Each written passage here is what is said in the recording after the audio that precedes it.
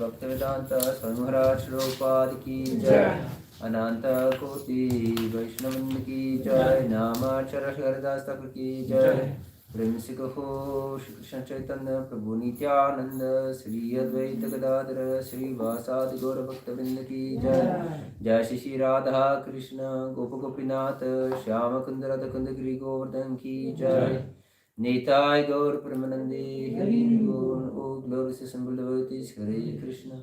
O glorious assembled devotees, Hare Krishna. O glorious assembled devotees, Hare Krishna. O glorious Shri Guru and Shri Gauranga. O glorious Shri Prabhupada. Nama Om Vishnupadaya Krishna Prasthaputari Shrimati Radhana Swami Namine. Nama Om Vishnupadaya Krishna Prasthaputari Shrimati Bhaktivedanta Swami Namine. Namaste Saraswati Deve Gauravani Pracharine Nirvishesha Sannavadi Paschata Deshatarine.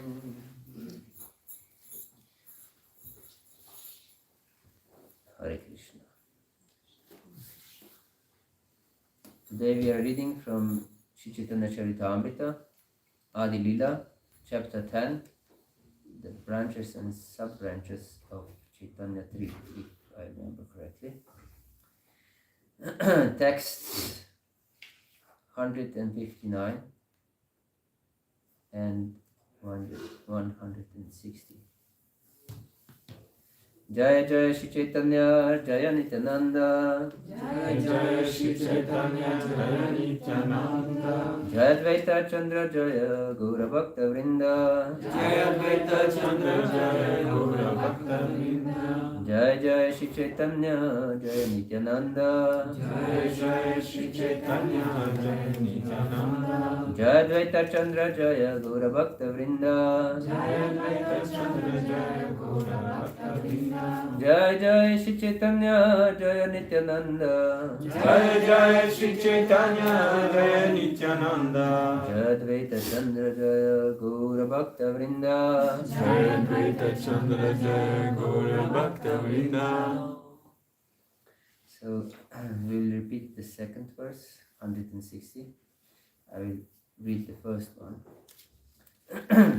At least in this way, only a portion of the innumerable devotees of Lord Chaitanya. To describe them all fully is not possible. Text 160. Ekaika shakate lage koti koti dar. Ekaika sakate lage koti koti dar. Tara shishya upashishya tara upadar. Tara shishya upashishya tara upadar. Ekaika shakate lage koti koti dar.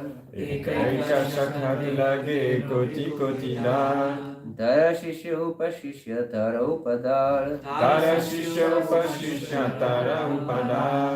Ekaika shakate lage koti koti dar. Ekaika sakate lage koti koti dar. Tara shishya upashishya tara upadar. Tara shishya upashishya tara upadar.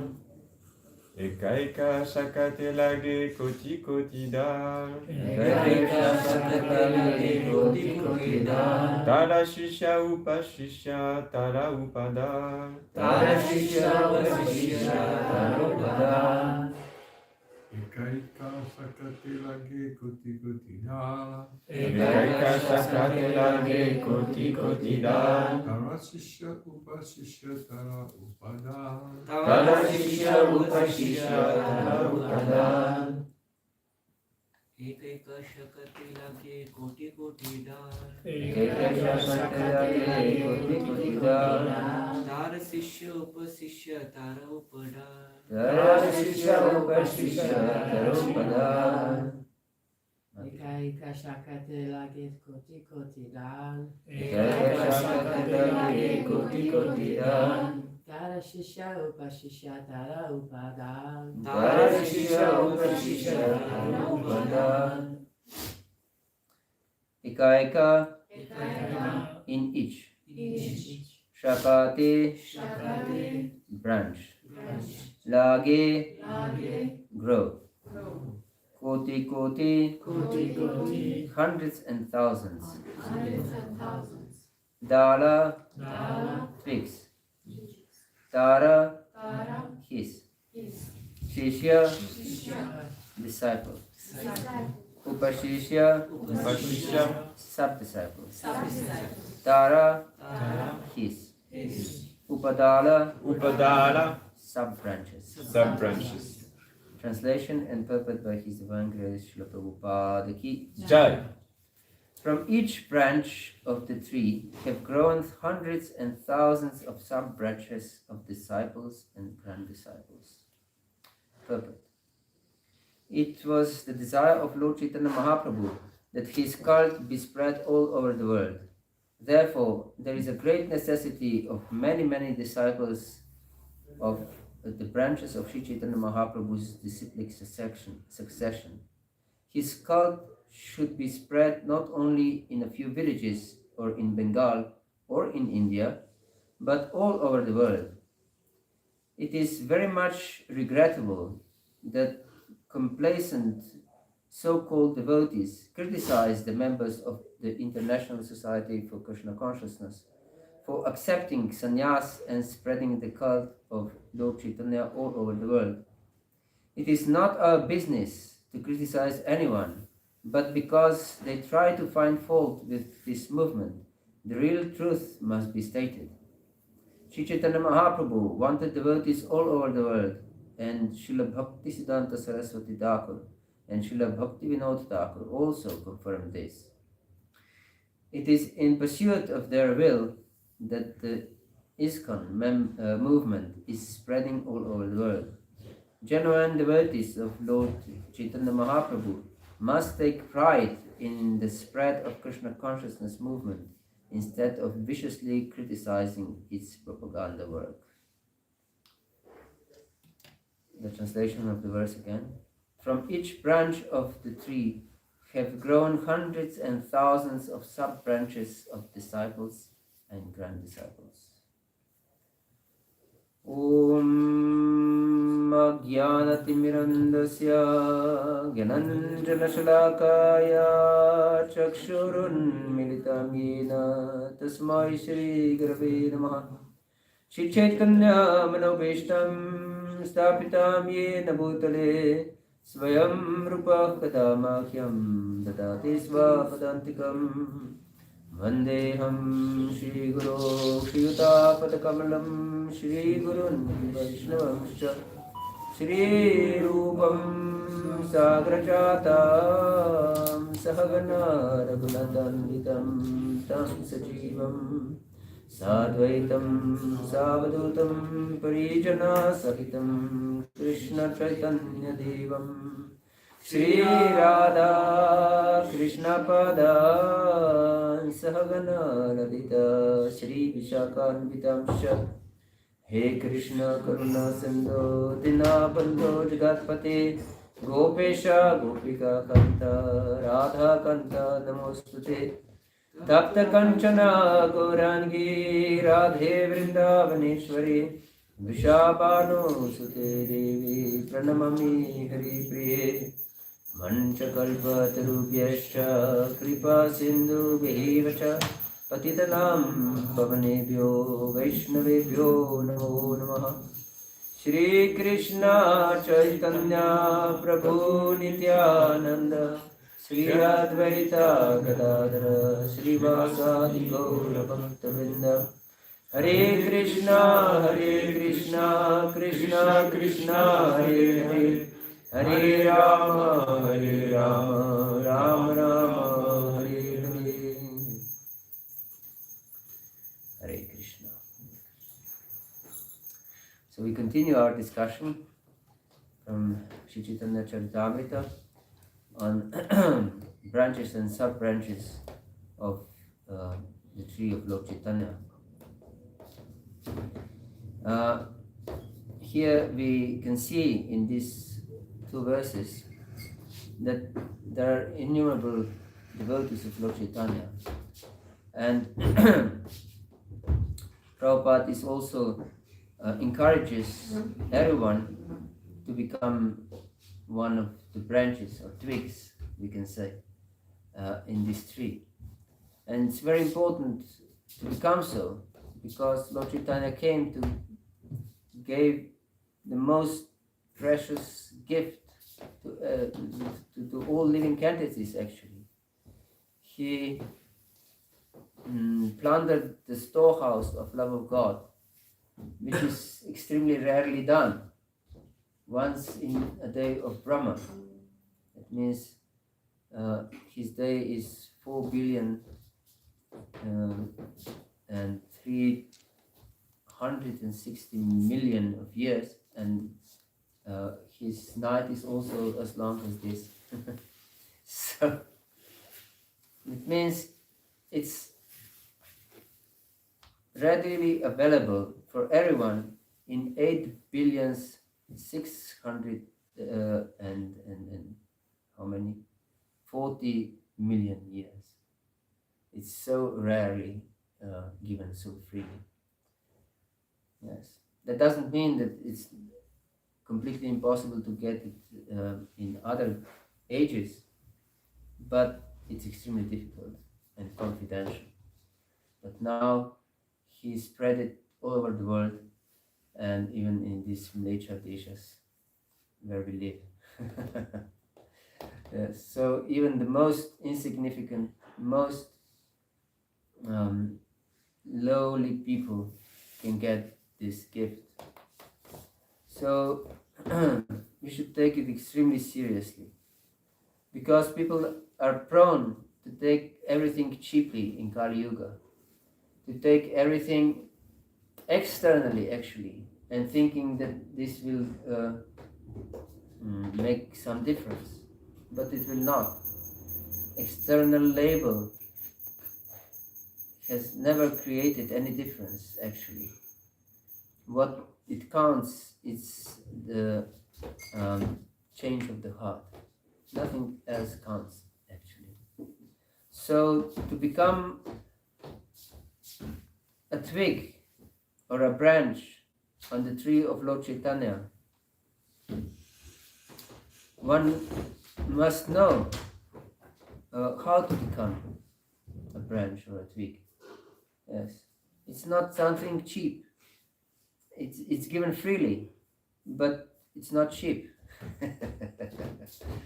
We have to pay the price, and it's really comparatively extremely small price to have full faith. And to have full faith means to fully engage in the process. Yesterday we discussed that only if we have, or one day before, I forgot exactly, that only if we have full faith in something, we can do something. Without faith, you wouldn't do anything. You wouldn't go to school if you don't have faith that they will teach me anything, or that they will give me a certificate, at least. That I can prove somewhere else to get a job from this. If I don't have faith in this, I would never study this. I would think these are some cheaters or whatever. So if I don't have faith that some bus will take me to the airport, I wouldn't embark it, would I? I would be crazy if I don't have faith. So faith means I strongly believe in something. Of course, we have discussed that this faith shouldn't be blind faith, but should be established on the firm foundation of Guru, Sadhana, and Shastra. Because only this has proven through the ages that this is the only unchangeable, solid truth. Yes. All other so-called truths, for example, these modern scientific truths, are found out in due course of time as practically as fraud many times, isn't it? Or illusion. There comes new discovery that denies the previous one. Yes. And even in my small span of life, I have experienced many such truths being denied. Scientific truths that were taught in school as something absolute being denied. Yes. I discovered that this is not true exactly. Yes. So we can see Shastra is something that doesn't change through the ages, or it remains the same. And there are the most elevated people who have followed Shastra, most noble people, dedicated to truth, compassionate, very mild-tempered, their senses under control. So these are the highest possible people that we can find. They stuck to this truth of Shastra. Because if we see modern scientists, they're not controlled at all. Their mind is not under their control. Their senses are not under their control. Nothing is under control. Jai Shri Shri ki Jai, Shri Radha Paridishwari ki Jai, Jagannath Baldev Subhadra Maya ki Jai. Yes, I said someday that I'm coming from a scientific family, and my brother is a professor in the university, and my father was a professor. And they both are speaking that those who write most articles, these scientific articles, they still believe in science very much. but what they are speaking, it's craziness that they believe. Because they themselves, who are experienced in this, they say that most articles are written by some cheaters in their own field, because they know their own field. Therefore, they they are speaking about their own field, because they are extremely lazy. They don't do proper research, but they crave for some glory and recognition, and they have time because they don't do researches, and they write many articles, and they are very recognized all over the world because they write a lot of articles, and this is what it counts. These scientific articles, but they're all made up, not based on the real scientific proof. Yes. So we can see how much cheating is going on in this so-called science. But here is no cheating. We should take everything as Guru, Sadhu and Shastra. We shouldn't take anything cheaply. We shouldn't take anything cheaply. And if we develop this faith in Shastra, immediately we can understand that we should accept authority.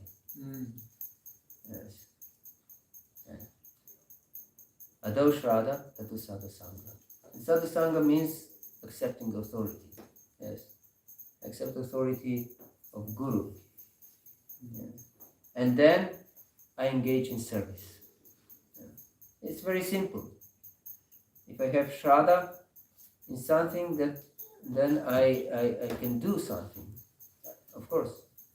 Then it's natural that I do only things that I have great faith in.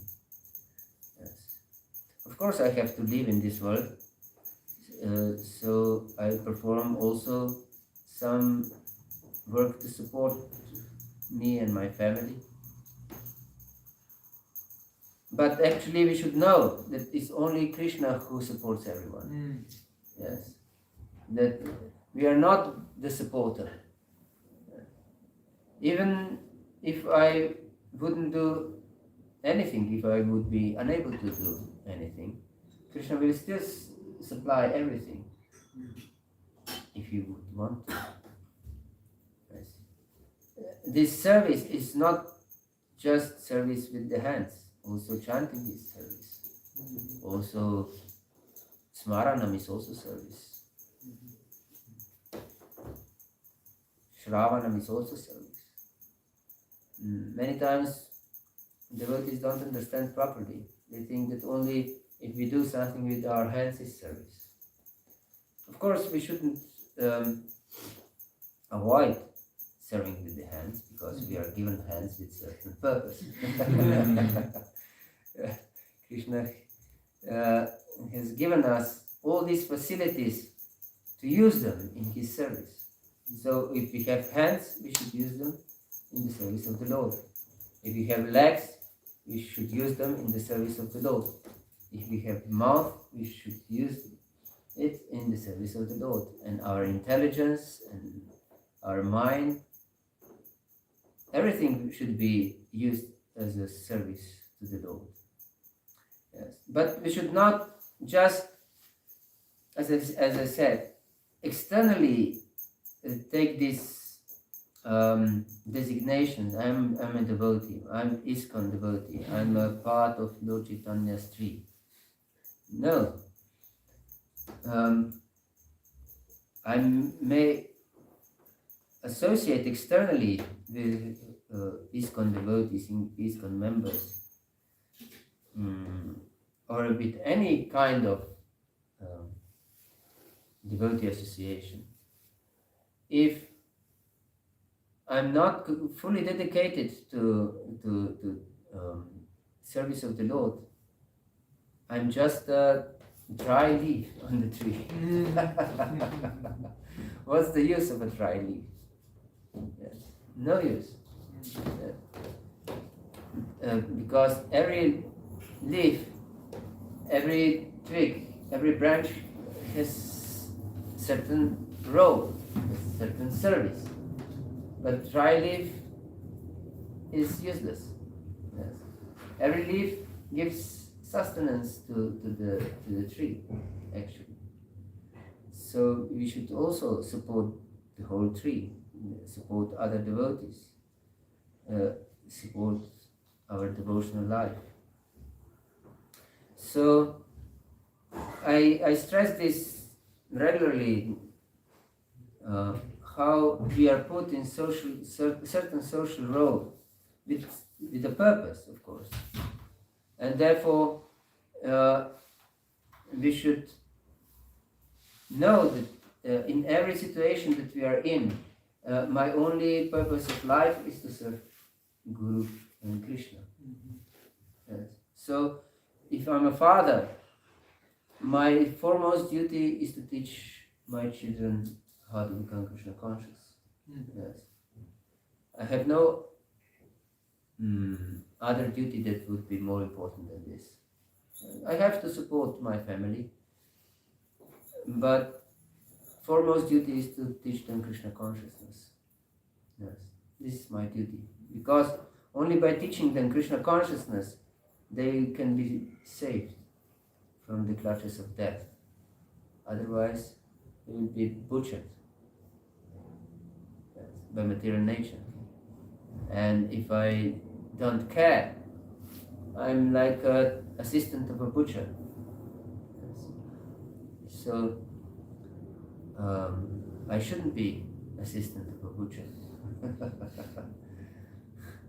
and send my children to slaughterhouse. Yes.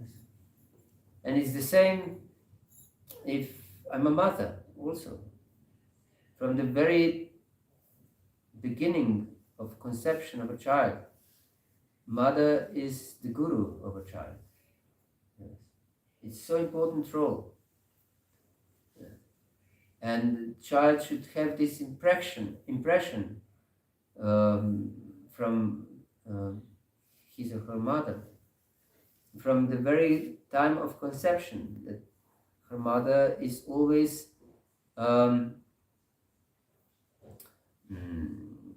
exposed to Krishna conscious vibration, to Krishna conscious energy and consciousness. Yes, this is so important. That means that she doesn't go to the cinema, for example, to look to some nonsense vibrations, nonsense consciousness. She should chant regularly. Yes, regularly, at least 16 rounds. Yeah. And read Shastra and meditate on Krishna, discuss Krishna. It's not enough that we just finish our rounds. Yes. This is actually offensive thinking. Just have to finish. You should never finish. Should never finish. There is one Slovenian devotee who went on parikrama in Mayapur, and he was going to parikrama with his Guru Maharaj, and he came without Japamala. And Gurudev asked him, "Where is your Japamala?" And he said, "I have already finished my rounds." He said, "You can never finish." Yes. And our rounds are never finished, actually. At minimum we can finish. But it's not purpose of our chanting to finish. Yes. You shouldn't take it like this. I have just to finish. No. That means I don't have any taste in chanting. This idea of finishing. I have no taste in chanting and no actual faith in chanting. Also, because if we have faith, we should know that this is Krishna himself. We associate with Krishna directly. Maybe I don't have taste because I'm diseased. I have this disease of avidya. Therefore, I can cry, "Krishna, please help me. I am helpless. I don't have taste. I don't have any desire even to chant. But please, you are my only shelter." As Narottam Das Thakur is praying, he says, "I have committed unlimited offenses, my Lord, but still, you are my only shelter." I have no other shelter than you. This helped me to overcome these offenses. And he said also, I'm afraid that I will not be able to cross over the obstacles in devotional service. Therefore, I pray constantly. So, we should pray constantly. We should be always connected with the Lord. And only if we are so sincere and dedicated to the service of the Lord, we can be counted as part of the Chaitanya tree. Yes. Otherwise, it's just some labeling. Yes, I'm devotee. You see, I wear Kanti Mala. I have tilak on my forehead. And I'm wearing Vaishnava dress. So yes, I'm a Vaishnava. But Srila Prabhupada wrote in some article in Bhagavat in 1960, that means 5 years before he came to the West, he wrote that, and he's using this example from chemistry because he was a chemist. He said there are many devotees who pose themselves as devotees in their dress and appearance and so on. But if they're put in an acid test, as he said, of genuinity, then many of them would turn up to be mundane people. Yes. So we shouldn't be one of those externally appearing devotees, but actually be mundaners. Yes. Mundaner means one who has more faith in material nature than in Krishna. Yes. In Chaitanya Lila, Lord Chaitanya saw Shiva's Thakur, that he was chanting all day long and performing kirtan and so on, and he supported big family, but he didn't have any job, he didn't perform any work to support the family. And he asked him, how can you support your family? And he answered. And he asked him, what kind of answer is this? And he said, if after 3 days the Lord wouldn't send me anything to eat, I will tie a big stone around my neck and drown in the Ganges. And Lord Chaitanya became so ecstatic by this answer that he said that even if there would be such a famine in the land, that Lakshmi Devi herself would go door to door begging, there won't be anything lacking in your house. You'll be provided with everything. So we can see that Lord provides everything. Ananyas chintayantu mam ye jana purvipasate desham nitya piyuktanam yogakshima vahamyaham. Lord Krishna promises in a ninth chapter of Bhagavat Gita that he will provide everything for his devotee and protect everything. Yes. And there was one acharya, I think it was Arjuna Acharya, who was writing some commentary of Bhagavad Gita, and he saw this verse. And he was thinking, how is it possible that Krishna himself, he maybe provides through other people and so on, and giving us intelligence and so on. So this verse is not correct. and he crossed it. And then since he was a Brahmana, he went out to collect alms, to get something for his family, to support them. And that particular day, he couldn't get anything.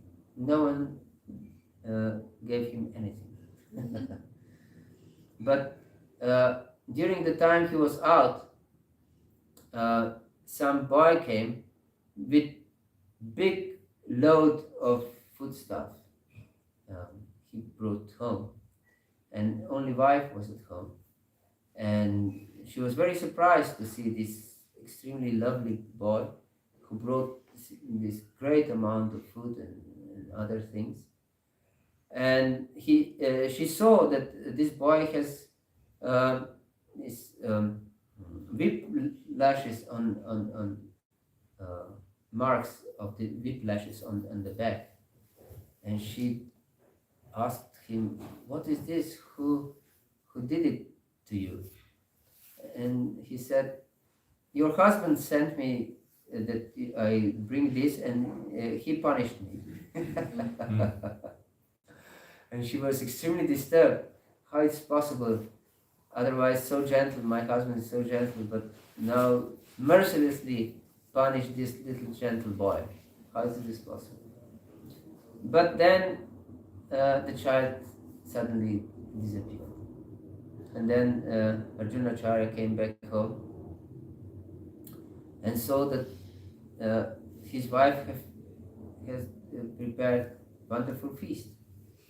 And he came empty-handed, and he was thinking how I will find some excuse that no one has given me anything. And then he saw that the wife performed wonderful feast, and he asked her, "How it's possible? Where did you get all this stuff?"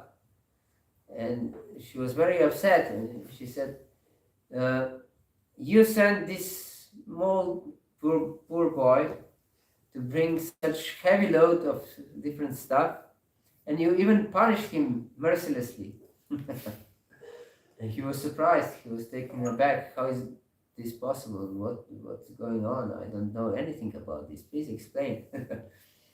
And she then described how this small boy came with heavy load of different stuff, and that he was injured by some lashing with the whip. And then this Arjunacharya immediately understood that Krishna himself came. And he said, "You're a really fortunate woman. You saw Krishna himself. And why didn't you keep him in the house?" So then he went back and he rewrote this verse again, as he understood that Krishna himself is providing everything. So we should know that Krishna is the one who provides everything. Not that we are providing anything. Even if we go to work every day and work 8 hours at our job, still it's Krishna who provides. Krishna is one who provides our intelligence. Krishna is the one who provides our knowledge. Krishna is the one who provides our strength of our body and strength of our senses and everything, actually. He's the strength of digestion in our stomach. He himself says, "Aham Vaishvanaro Bhutva Pranam Dikhamashita Pranav Panav Samayukta Pachamyanam Chaturvitam." I am the one who digests all the food. Yes. And he is the one who gives juice to all vegetables that we get any kind of food. Yes. So where is anyone else who provides? Krishna is the one who provides. And if we think we are just illusioned, yes, ahamkarad mudatma karta aham iti manati. I'm just illusioned by a hunger, false ego, if I think that I can do anything on my own. Yes. Krishna is the one who gives intelligence. Buddhi buddhirbuddhimatamasmi, tejas tejasanamaha. And the power of man, balam balavatam jaham, and the strength of the strong. Everything comes from Krishna. So, my message is that we should take this Krishna consciousness process very seriously. Not something externally. Yes, I'm this, I'm that. These are all upadis. I'm Hare Krishna. Yes, this is an upadi. That means just external designation.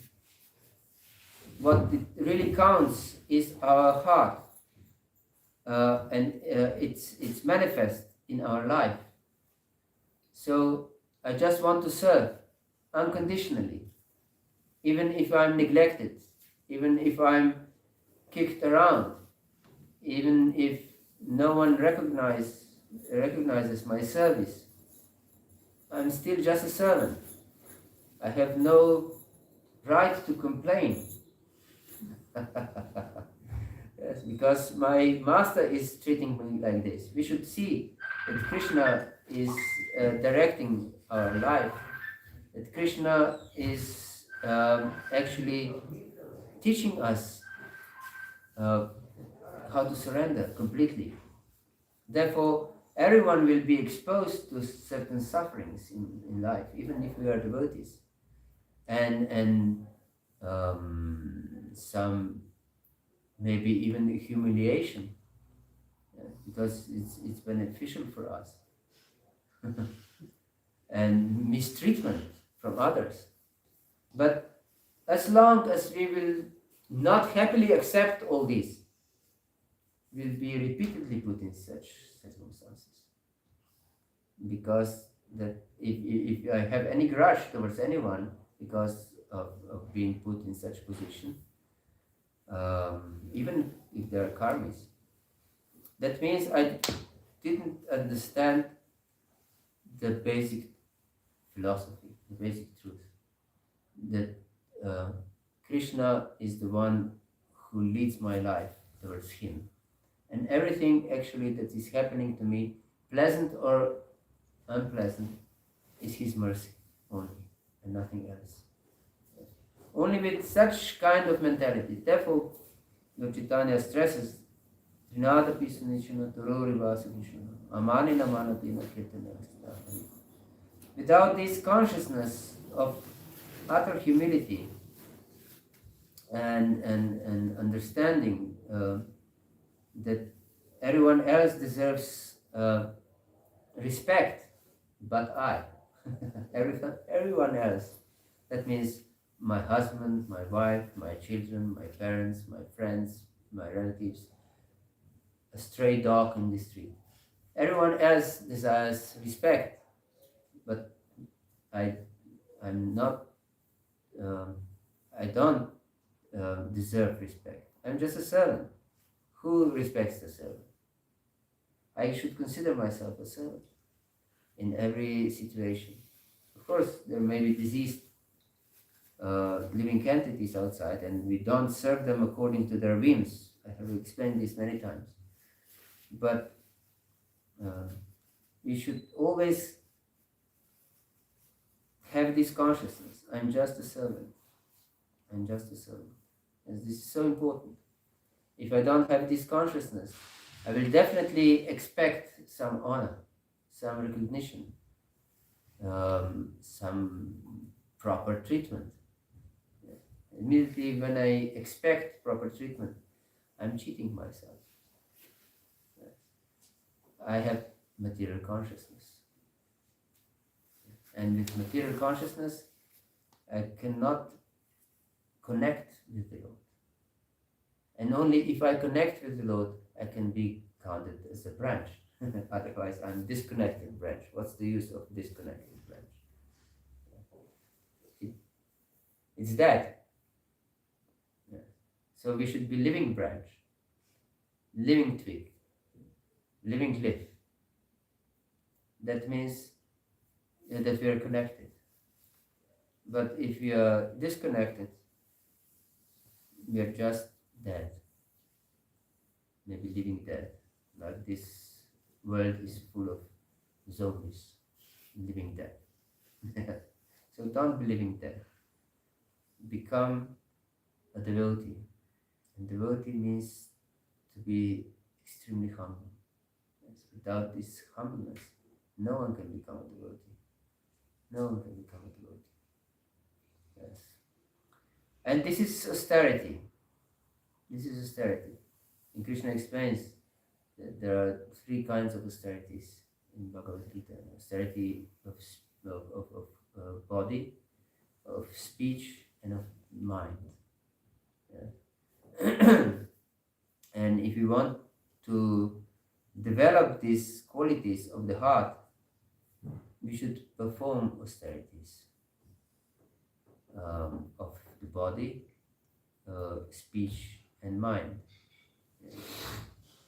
Deva Dvija Guru Pragya Pujanam Shochamacharam Brahmacharam Ahimsacha Sharirantapam. We don't have time to go to all these austerities, but austerities of the body is first to recognize who is worshipable and who is not. Deva Dvija Guru Pragya.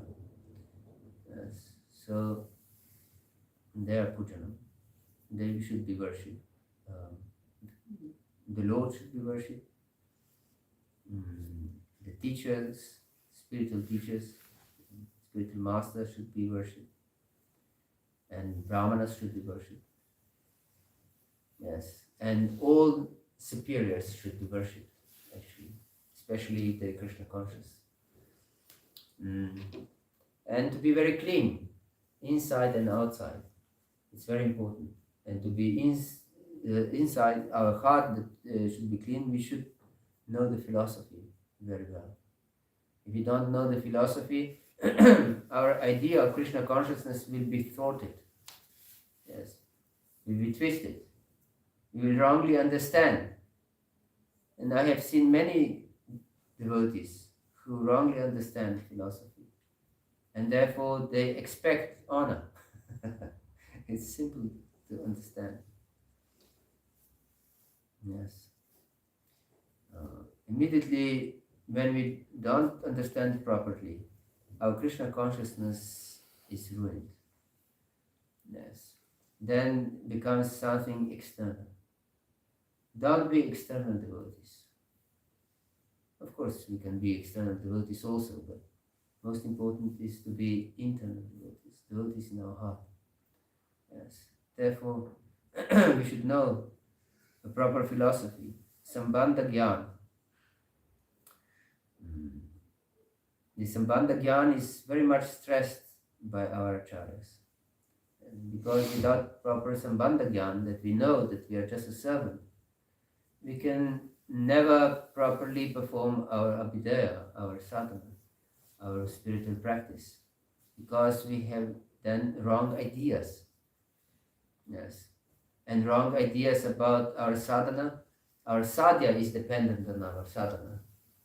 Our goal is dependent on our sadhana. You should understand this.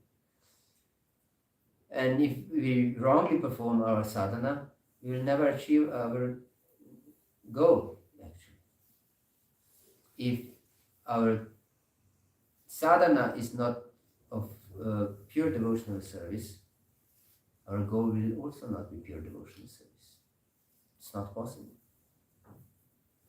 So we should practice pure devotional service, not something mixed or something with wrong ideas in life.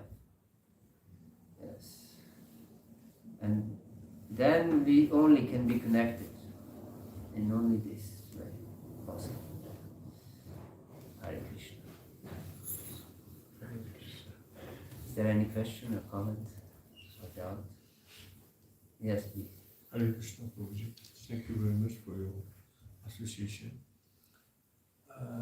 Concerning one best knows the philosophy of Krishna consciousness. otherwise we'll be not getting the right fruits. And concerning this, if the devotee, pure devotee, suffers, if he suffers. yeah. Once Sridhara Swami, ISKCON, Sridhara Swami, the Jolly Swami, maybe you have heard. Yes, I know. He said something very interesting. He said, pain is inevitable, but suffering is optional. So, as long as there is a body, there will be pain also. Because pain is Krishna's mercy. Because we have a body for a certain purpose, to serve Krishna. And the pain is informing us there is something wrong with the body. If we wouldn't feel any pain, our body will be finished very soon. Yes. If I put my hand in the fire, I'll be burned, and because of the pain, I will take my arm out of the fire very quickly. Otherwise, if I wouldn't feel any pain, I would leave the hand too long in the fire, and my hand would be destroyed. Therefore, pain is Krishna's mercy. And if I have a toothache, it's also sending me some notice.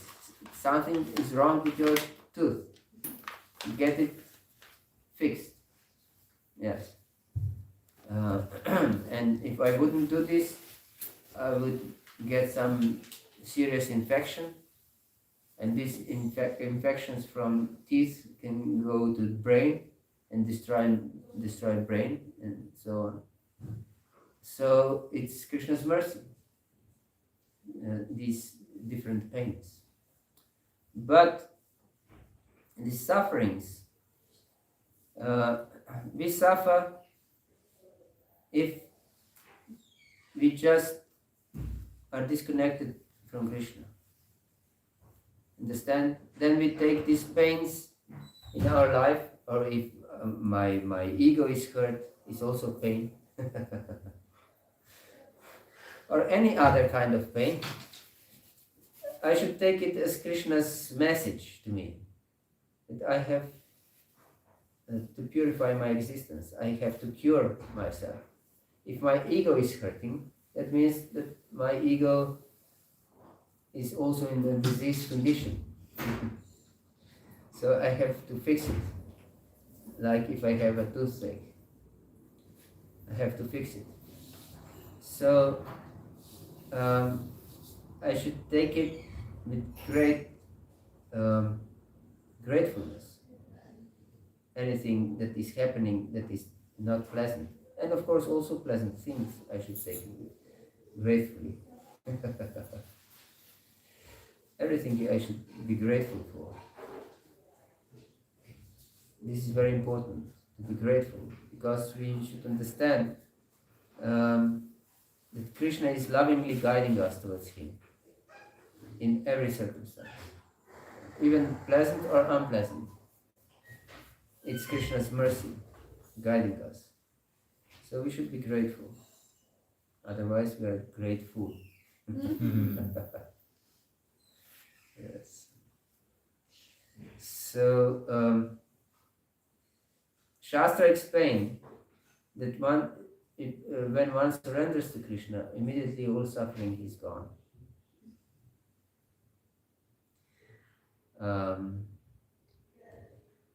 That can mean on different levels.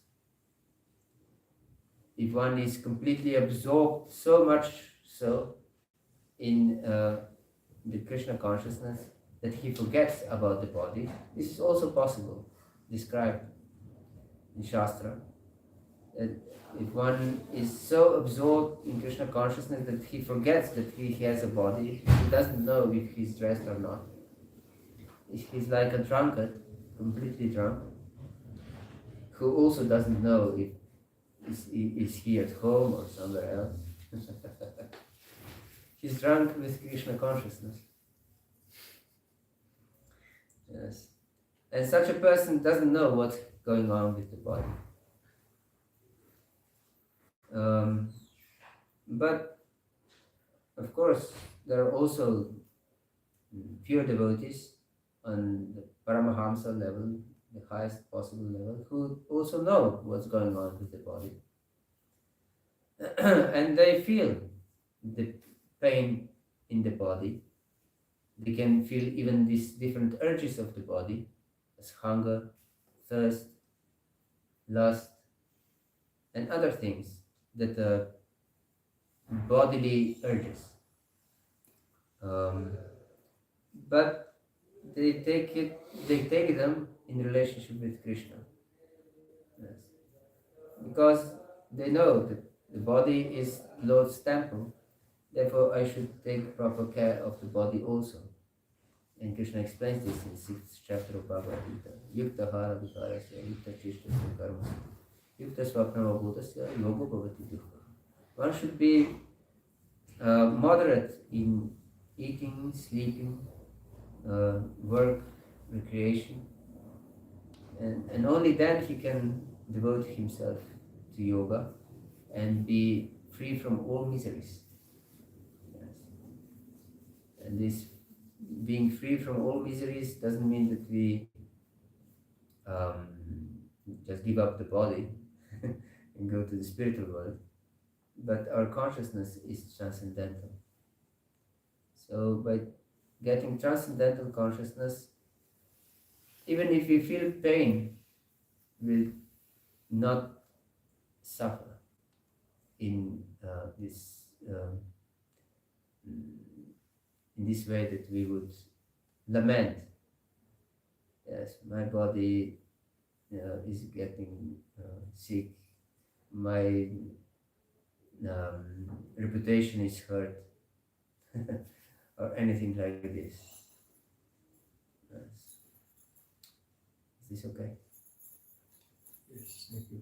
Okay. And also like to quote from Bhagavat concerning this.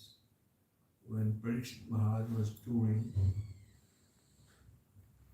then he, at one point he become very thirsty, Yes. and fatigued. The verse Bhagavatam says, and Prabhupada contradict everything in the verse, in the purport. It says not supposed to be angry, not supposed to be thirsty, not supposed to be tired. Can you speak louder? Yeah.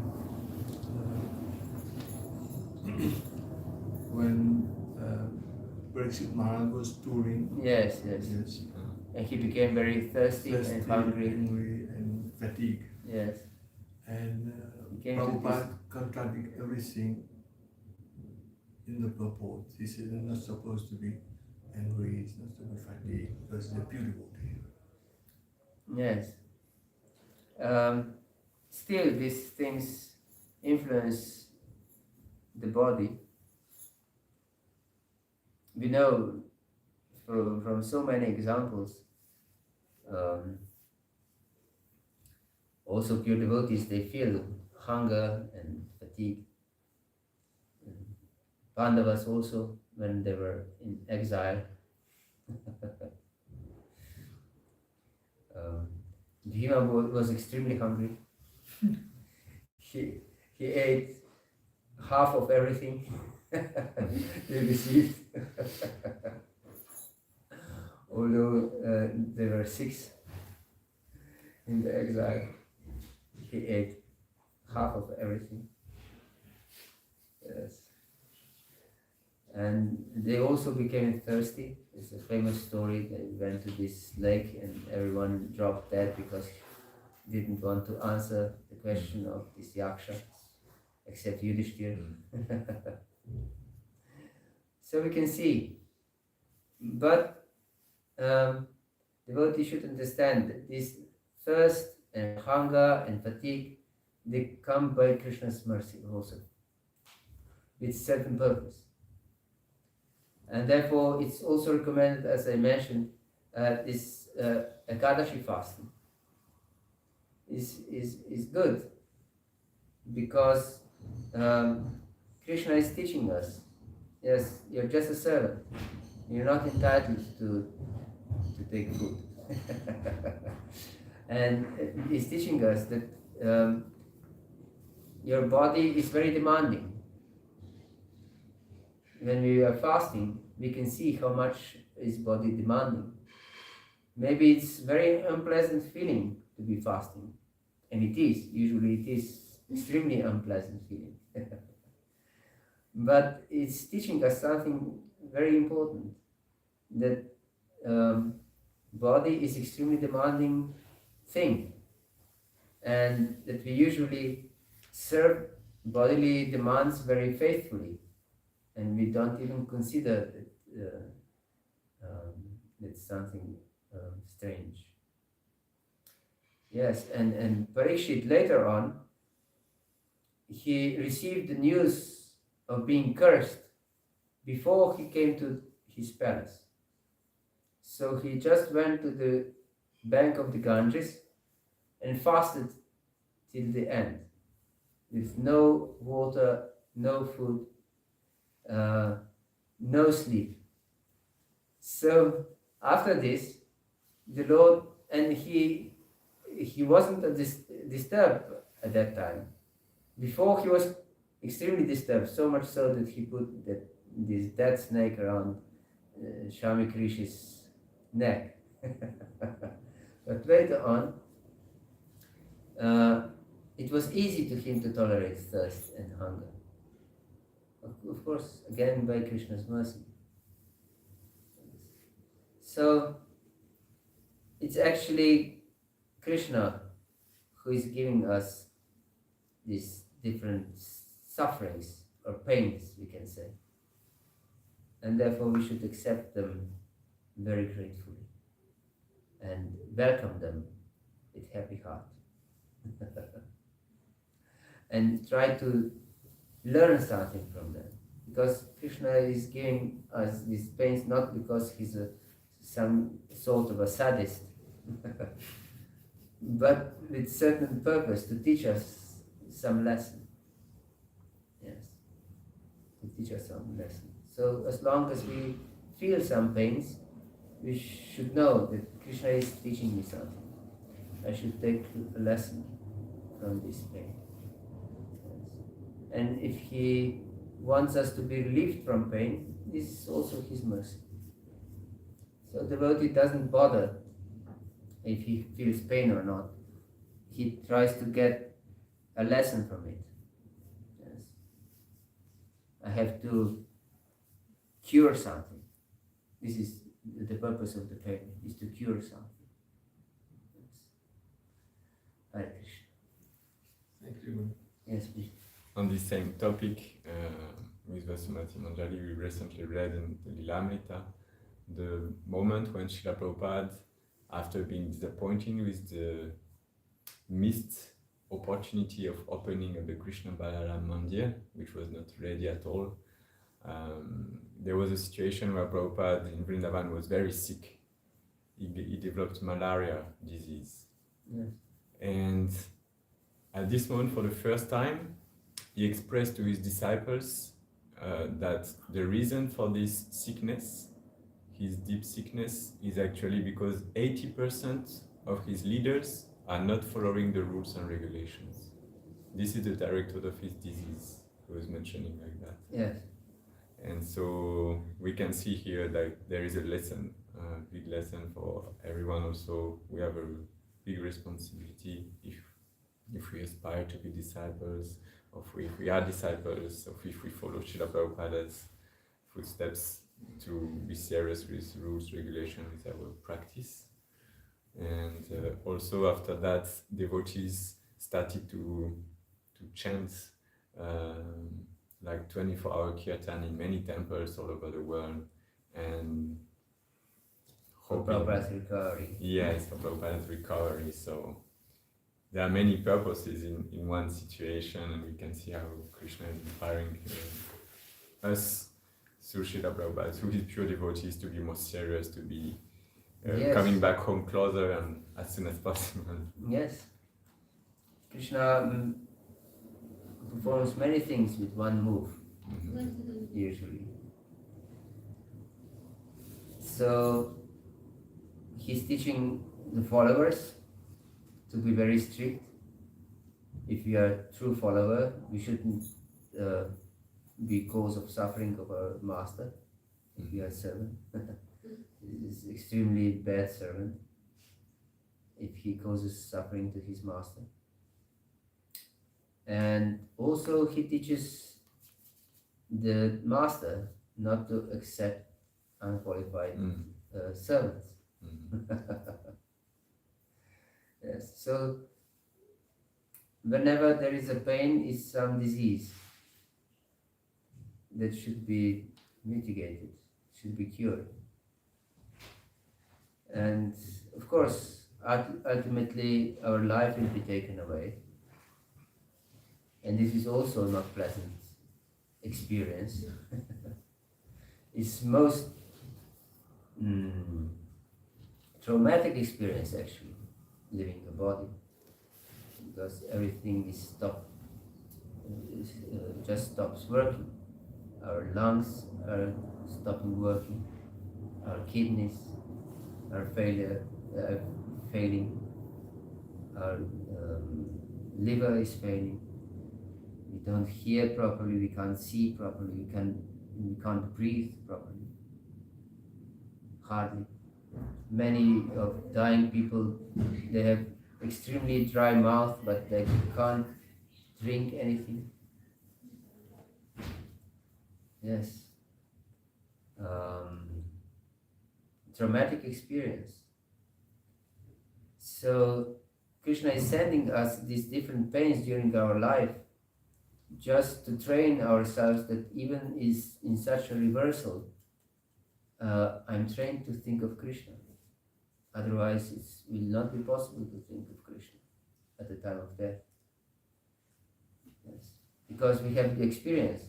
One can step on a thorn, small, tiny thorn, a millimeter or something, and how we can chant if this thorn is pricking us in the leg.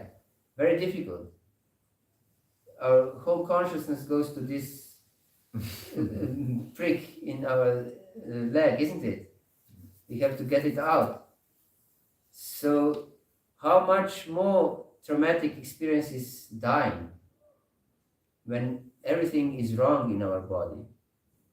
It's quit working. So it's extremely traumatic experience. So if we are not, our consciousness is not very much trained. Actually, it's like a military drill, this Krishna consciousness process. Just to drill our consciousness. Yes, remember Krishna in every way, in every situation. Only then we can take complete shelter in Krishna in such traumatic experience. Therefore, this is really Krishna's mercy, these different unpleasant experiences that we have during our life. And Ekadashi, fasting for Ekadashi, for example, is one of them. And for great festivals like Janmashtami or Gaura Purnima and similar things. Yes. It's a great blessing. And if you don't take them as a blessing, and you try to avoid them somehow or other, we will not have this, our training will not be sufficient. Yes. Especially when the dire need will come. To be dire need, that means great, extreme need. To be trained, then will lack of training. So be very serious in your spiritual life. Chant at least 16 rounds daily with utmost attention. No speaking during our chant. No doing anything else.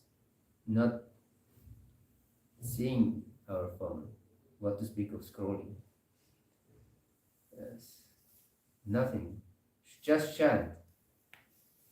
Go to a lonely place and just chant. No one should disturb you. I want this. I need this. Where is this? No. You should be completely undisturbed during our chanting. Take your chanting seriously. This is our only connection, actually, with Krishna. The only spiritual vow that we have taken.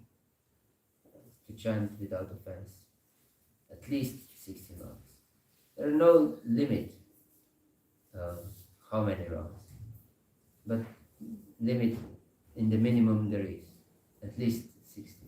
Minimum. Yes, we can chant more. But not less.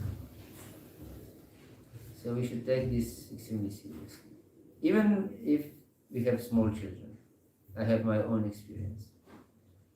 Even because I can hear many times mothers of newborn children, they think that they have no time to chant. But they have plenty of time to chant. Yes. Because little children, they just eat and sleep. They don't do anything else. So during their eating, mother should chant. And during their sleeping, mother should chant. Yes. And this is actually the most important service that she can do, is chanting. Because then a child will drink the holy name with his mother milk. And this is the most precious gift the mother can give to a child, is to breastfeed a child and chanting along with it. Nowadays, mothers are scrolling the phones during their breastfeeding. And I have read some material study. This is actually a child abuse.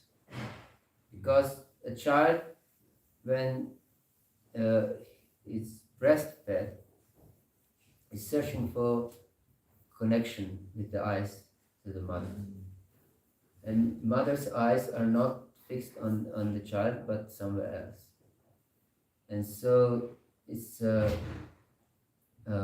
great trauma for a child, actually. My mother doesn't take any care for me, actually. She's not interested in me. She's interested in something else. Yes. There is no disconnection. So yes, the mother should chant and lovingly look upon her child. Yes. Hare Krishna. So this answers your question. More than expected. Hare Krishna. Thank you very much for your attention. Shri Chaitanya Charitamrita ki Jai. Shri Prabhupada ki Jai. Gaur Bhakta Vrinda ki Jai. Nitai Gaur Pramanandi. Hare Dharma Prabhu ki. Jai. This is the